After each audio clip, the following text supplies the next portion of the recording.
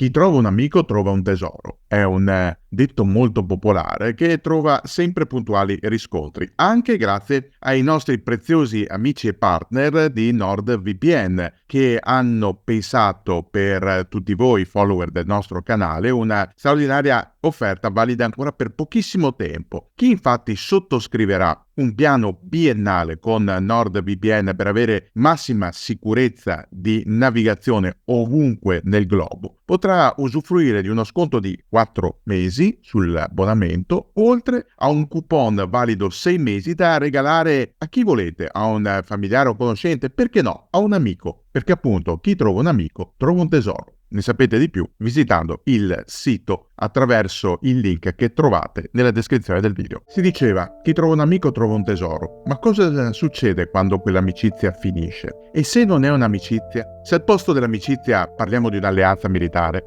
a volte le alleanze cambiano, vengono interrotte. Se siamo in tempo di pace non succede quasi nulla. In tempo di guerra è tutto molto più complicato. Si devono trovare degli accordi, si deve giungere anche a dei compromessi, ma a volte le reazioni sono eccessivamente violente e quei rapporti d'alleanza finiscono molto male. La nostra storia dovrebbe iniziare in una piccola isola greca, ma in realtà la facciamo cominciare da un'altra parte, la facciamo cominciare da Roma, da un palazzo di Roma. Un palazzo dove per tanto tempo viene custodito un armadio con le ante rivolte verso il muro, come se quell'armadio non dovesse essere mai e poi mai aperto. Quell'armadio, che è chiamato armadio della vergogna, ha custodito per decenni dei fascicoli destinati a una archiviazione temporanea che in realtà è diventata quasi perenne, fino a che alcuni miei colleghi non l'hanno scoperto, sollevando il caso di questo armadio della vergogna al cui interno venivano custoditi tantissimi fascicoli di procedimenti riguardanti crimini di guerra commessi durante la Seconda Guerra Mondiale. Cosa sarebbe accaduto se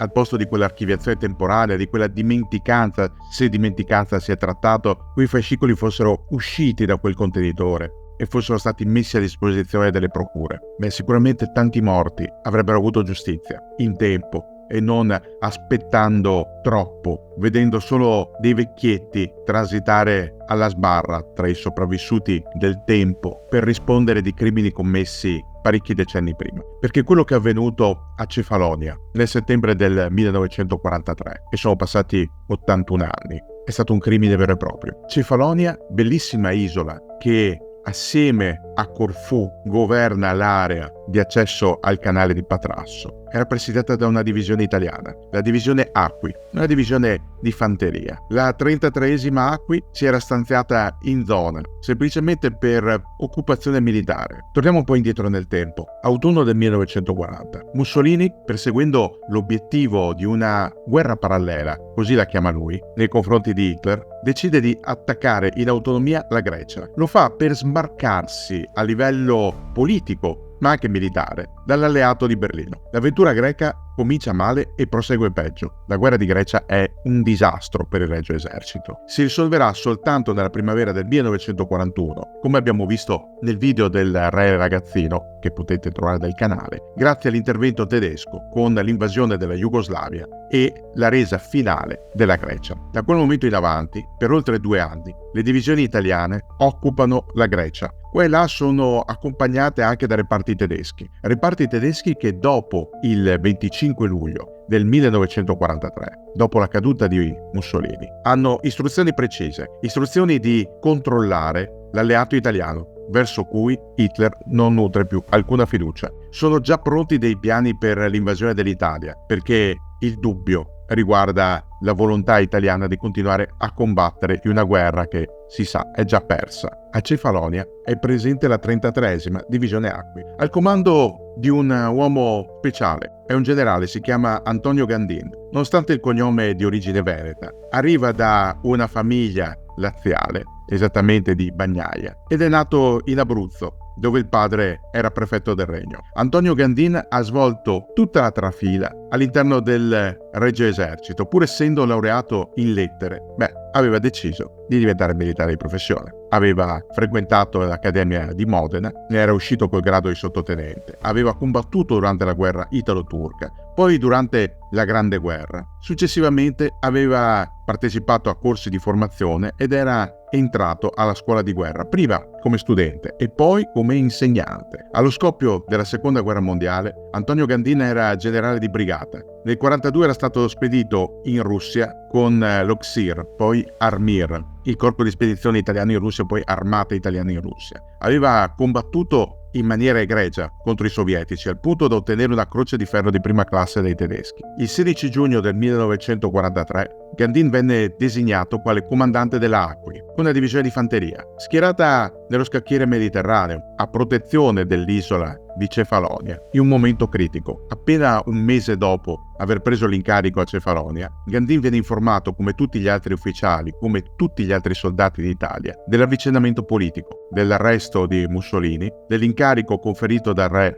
al maresciallo d'Italia Pietro Badoglio, e chiaramente comincia a serpeggiare l'idea di tornare a casa, di smetterla con la guerra. Ma la storia decide diversamente. A Cefalonia non ci sono solo gli italiani, a Cefalonia ci sono anche i tedeschi. Ci sono in misura minore a livello numerico. Hanno dei presidi affidati al tenente colonnello Barghe, ma è chiaro che in uno scontro diretto, almeno a livello numerico, avrebbero la peggio contro gli italiani dell'Acqui. Per un mesetto gli italiani e i tedeschi a Cefalonia continuano la loro solita routine, come se niente fosse. Svolgono anche alcune esercitazioni comuni. È la prassi, nulla di cui stupirsi. Tutto cambia la sera dell'8 settembre del 43, quando la radio diffonde il comunicato di Badoglio. Le prime reazioni all'interno dell'Acqui, dei vari reparti, sono un mix. Ci sono delle esplosioni di gioia, ci sono dei soldati che urlano la guerra è finita, si torna a casa. Ci sono altri che si domandano: e adesso cosa facciamo? Cosa facciamo qui a Cefalonia, che è terra straniera? Cosa facciamo per tornare a casa? Dove prendiamo le navi per rientrare? E soprattutto cosa facciamo con i tedeschi, che fino a poche ore prima erano alleati e adesso non si sa più. Non si sa se siano amici, nemici, avversari, non lo si sa. Gandin decide di dare un segnale subito. Poco più di un'ora dopo la fine della lettura del proclama di Badoglio, ordina che escano le pattuglie. Bisogna dare il segnale che nulla è cambiato, che l'ordine viene mantenuto. I tedeschi in realtà non reagiscono bene a quel proclama. C'è una batteria tedesca all'interno della piazza di Argostoli, il paese principale di Cefalonia, dotata di semoventi d'artiglieria. I semoventi, per chi non lo sapesse, sono dei veicoli di solito ottenuti su scafo di un carro armato, quindi cingolati, con un cannone montato in posizione fissa, in casamatta o in posizione scudata. Ecco, uno di questi semoventi tedeschi, dopo l'annuncio di Badoglio, si muove, si mette in posizione e prende di mira il porto. Punta uno dei dragamine italiani alla fonda. Questo dragamine reagisce, ruotando le artiglierie di bordo contro il semovente. Sembra il classico stallo alla messicana, che viene interrotto dall'opera diplomatica degli ufficiali, sia italiani che tedeschi, tutti tranquilli. Nel frattempo arriva anche un messaggio dal generale Vecchiarelli, il comandante dell'11ª Armata Italiana da cui dipende l'Acqui. Questo è il messaggio di Vecchiarelli: seguito conclusione armistizio, truppe italiane 11ª Armata seguiranno seguente linea condotta. Se tedeschi non faranno atti di violenza armata, italiani non faranno causa comune con ribelli né con truppe anglo-americane che sbarcassero. Reagiranno con forza a ogni violenza armata. Ognuno rimanga al suo posto con i compiti attuali. Sia mantenuta con ogni mezzo disciplina esemplare. Firmato generale Vecchiarelli. Gandin obbedisce agli ordini. Gli ordini sono di tenere la posizione, di mantenersi tranquilli, di non provocare i tedeschi e di reagire solo in caso di attacco. Alcuni fra i partigiani greci presenti nell'isola iniziano a prendere contatto con i soldati e gli ufficiali italiani, non con gli ufficiali superiori, non si fidano, ne parlano con gli ufficiali inferiori e attraverso la popolazione mandano messaggi: venite a combattere con noi contro i tedeschi, dateci le armi, aiutateci. Alcuni di questi messaggi vengono ignorati, ma altri vengono raccolti, soprattutto dagli ufficiali inferiori del 33° Reggimento d'Artiglieria, uno degli reggimenti che compone la divisione. Sono 3 gli ufficiali coinvolti: il capitano Amos Pampaloni, il tenente Abele Ambrosini e soprattutto il capitano Renzo Apollonio. Sono questi tre a farsi carico delle prime istanze nei confronti degli ufficiali superiori. Le loro batterie vengono spostate a protezione del quartier generale. Gandin obbedisce a Vecchiarelli, ma nel frattempo non riesce a fidarsi del tutto dei tedeschi. Ma è chiaro, sta giocando una partita molto delicata per mantenere un equilibrio costante, perché non deve dare nessun pretesto ai tedeschi per attaccare, ma al contempo deve tenere a freno i suoi uomini che vorrebbero andarsene via, andare a casa o addirittura attaccare i tedeschi. Non è facile il lavoro di Gandin e per giorni deve fare mediatore. Tra l'altro viene mantenuto all'oscuro Gandin anche delle manovre del governo italiano. Non sa ad esempio che il governo, con Re in testa, è fuggito da Roma, è fuggito a Brindisi. Non lo sa Gandin. Viene mantenuto all'oscuro di tante questioni. Dall'altra parte il colonnello Barghe cerca di parlamentare con lui, prendendo tempo e chiedendo al contempo rinforzi alle truppe tedesche in terraferma. Vuole Barghe rimettere in equilibrio le forze, averne abbastanza per attaccare l'Acqui qualora facesse segno di volersi ribellare. Tra l'altro i tedeschi hanno mandato delle direttive chiare. Queste direttive prevedono di dare un ultimatum secco a breve scadenza alle forze italiane presenti, un ultimatum di consegna delle armi. In caso di resistenza o di mancato ottemperamento a questo ultimatum, l'ordine è quello di attaccare e di uccidere tramite fucilazione tutti gli ufficiali che verranno trattati non in base al loro rango, ma come cecchini, come franchi tiratori, come soldati senza onore. È una posizione sempre più difficile, quella di Gandin. Apollonio, Pampaloni e Ambrosini continuano a premere. Nelle riunioni chiedono di disporre le truppe italiane sulla difensiva e pronte ad attaccare i tedeschi. Gandin fa fatica ad ascoltarli, cerca di spiegare loro che qualunque movimento potrebbe essere letto dai tedeschi come una puntata offensiva, come una volontà di attaccare, e quindi attaccherebbero loro per primi. Non bisogna dargli alcuna possibilità di malinterpretare le mosse dell'Acqui. Ma all'interno dell'Acqui ci sono anche degli ufficiali, come il vice comandante della divisione Gherzi o il comandante della fanteria, il tenente colonnello Fioretti, capo di Stato Maggiore della divisione, che vorrebbero semplicemente accettare le richieste tedesche, richieste che prevedono la consegna delle armi pesanti, cioè tutte le artiglierie, il mantenimento delle sole armi leggere personali e il trasferimento in terraferma. L'11 settembre, sono passati praticamente neanche 3 giorni, il colonnello Barghe si ripresenta con un ultimatum in 9 punti. Gandin gli risponde con una richiesta di chiarimenti, letterale. Gli dice chiaramente che non si può adempiere nei tempi richiesti alla consegna di tutti i materiali che hanno chiesto i tedeschi. Barghe promette comunque un trattamento cavalleresco nei confronti di ufficiali e soldati disarmati, ma Gandin non si fida e i suoi ufficiali inferiori ancora meno. L'unica mossa che fa Gandin è quella di ritirare i reparti che presidiano le alture di Cardacata, le alture da cui si dominano le spiagge su cui stanno sbarcando i primi reparti tedeschi chiamati da Barghe. Sono reparti composti da 2 divisioni tedesche, la 704esima divisione e la prima Gebirgsdivision, la Edelweiss, una divisione da montagna, è l'equivalente dei nostri alpini. I soldati tedeschi della Edelweiss, d'altronde, sembrano sostanzialmente dei vecchi combattenti tirolesi, con i pantaloncini corti, il berretto con la stella alpina, ma sono dei combattenti formidabili. Provengono dall'Austria, dalla Baviera. Alcuni di questi sono Ptanten, sono sudtirolesi che sono scappati, sono andati dall'Alto Adige, preferendo il Reich nazista, e hanno un motivo in più per odiare gli italiani. Ma degli Ptanten ce ne occuperemo tra qualche giorno, in un video apposito che vi invito a visionare sin da ora. I giorni passano, i tedeschi arrivano sempre di più.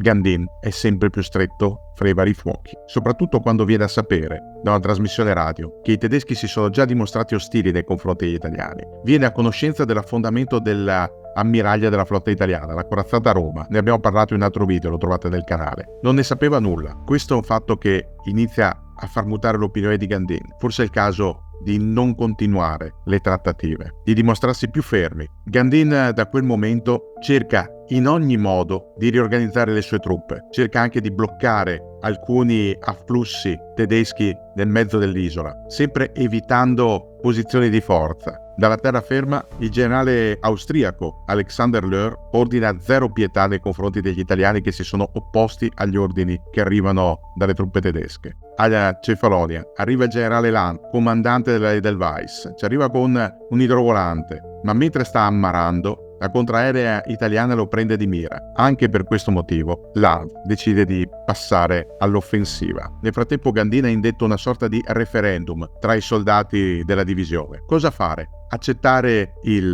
l'ultimatum tedesco, quindi consegnare tutte le armi e farsi internare? Oppure combattere, accettare la sfida del combattimento contro forze che stanno diventando preponderanti, una divisione contro due, soprattutto una divisione con poca contraerea e nessun mezzo corazzato e neanche mezzi controcarro, contro due divisioni di cui una da montagna, appoggiate da semoventi d'artiglieria e con un pesante appoggio aereo. Il 14 settembre Gandin ha i risultati di questo referendum. Gli italiani non vogliono arrendersi, non vogliono consegnare le armi. Il 15 settembre cominciano gli scontri. Ormai i tedeschi hanno sull'isola quasi tutta la Edelweiss. La Jägerdivision, ex 704esima, anche questa è sempre più presente e nel frattempo stanno arrivando gli Stukas, i bombardieri da picchiata, che certo farebbero fatica se gli italiani disponessero di qualche apparecchio da caccia, ma possono dominare il cielo indisturbati. La contraerea italiana è composta da poche mitragliere e qualche cannone. Cominciano i combattimenti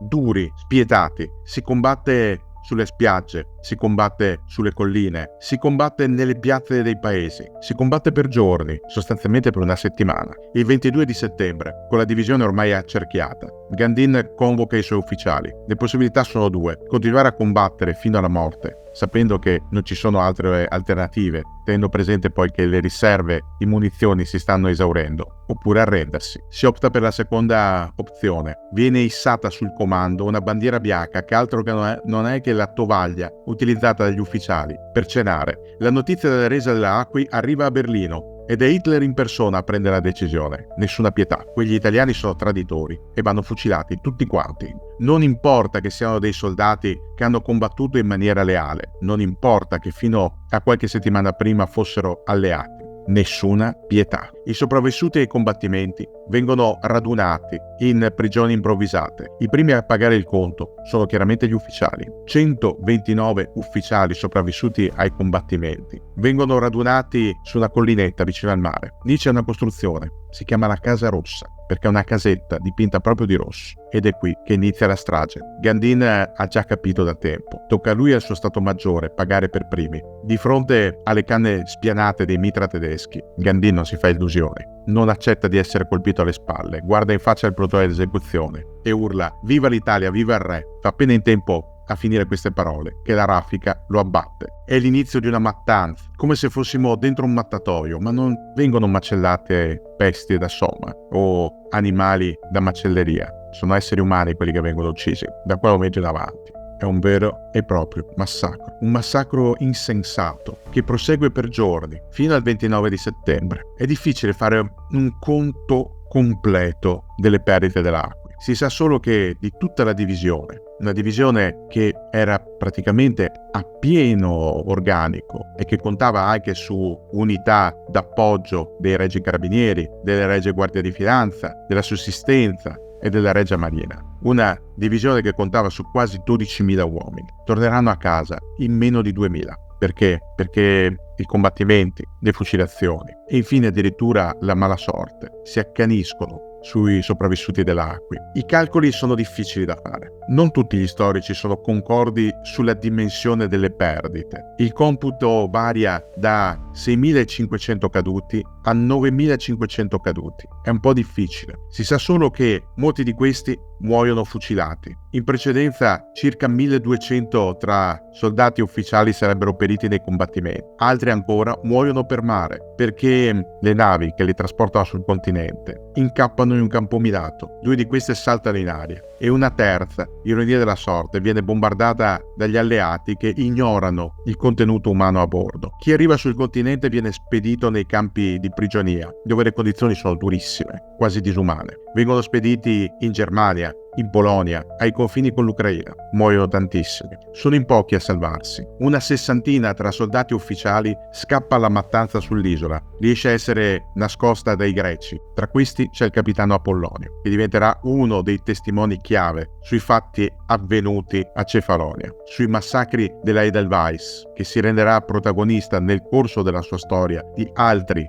massacri, macchiando quel bellissimo fiore, la stella alpina, col sangue di tanti innocenti. Di Cefalonia si sente parlare solo a guerra finita. Si comincia a tracciare le dimensioni del massacro. Vengono scritti libri, alcuni sono romanzati, vengono registrati film per la televisione o per il cinema. Ma i processi vanno a vuoto. Il generale Hubert Lahn, il capo della 12ª Corpo d'Armata e comandante diretto della Edelweiss, viene condannato a Norimberga a 12 anni di reclusione, ma ne sconterà soltanto 3. Sapete il perché? Perché nessun ufficiale italiano, dei pochi sopravvissuti, venne chiamato alla sbarra a testimoniare su quello che Lanz aveva ordinato ai suoi uomini a Cefalonia. Non basta. Per anni la questione di Cefalonia, del massacro dell'Acqui, finisce nel dimenticatoio. Non se ne sa più niente. Bisogna aspettare il 18 ottobre del 2013 perché il Tribunale di Roma riconosca la responsabilità di un caporale, un graduato di truppa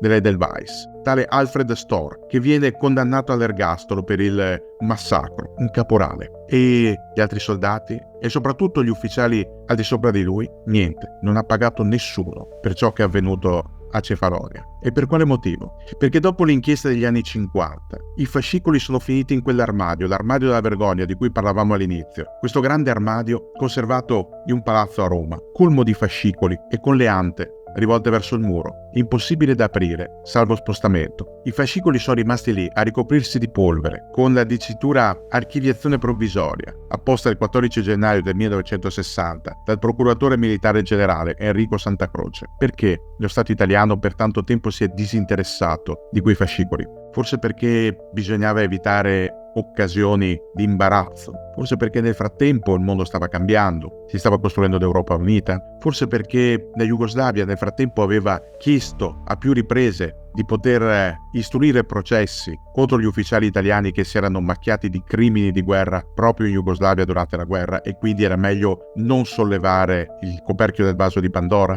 O forse è stata semplice negligenza, come spesso avviene all'interno di una farraginosa macchina burocratica? Non sappiamo le motivazioni reali di tutto ciò, non le sappiamo. No. Quello che sappiamo è che per lungo tempo le migliaia di morti dell'Acqui non hanno avuto giustizia. Oggi non possiamo rendere loro giustizia in senso giudiziario. Possiamo solo ricordare ciò che avvenne. Possiamo ricordare il generale Antonio Gandin e i suoi ufficiali, uccisi in spregio a qualunque regola di guerra, mitragliati senza pietà. Possiamo ricordare i loro soldati che sognavano di tornare a casa perché erano stufi di una guerra insensata e che non avevano mai sentito propria. Possiamo ricordare tutti quei giovani che avevano deciso alla fine di imbracciare le armi per salvare la loro vita, perché sapevano che non ci sarebbe stata pietà da parte degli ex amici ed ex alleati tedeschi. Questo possiamo fare anche oggi, in questi giorni, in cui ricade l'81esimo anniversario, tanto dell'armistizio quanto del massacro dell'Acqui. L'Acqui è stato un esempio. I tedeschi lo volevano rendere un esempio assoluto di punizione spietata nei confronti degli ex alleati ritenuti traditori. In realtà, il sacrificio dell'Acqui è un esempio di attaccamento ai valori propri della cittadinanza, della identità, della volontà di mantenersi liberi e indipendenti. Quello che hanno fatto i soldati e gli ufficiali dell'Acqui, pagando con la vita, ed è per questo che non dobbiamo assolutamente dimenticarli, perché se oggi esiste un'Italia lo dobbiamo anche a loro, lo dobbiamo anche al generale Gandin che davanti a quei mitra decise di gridare viva l'Italia.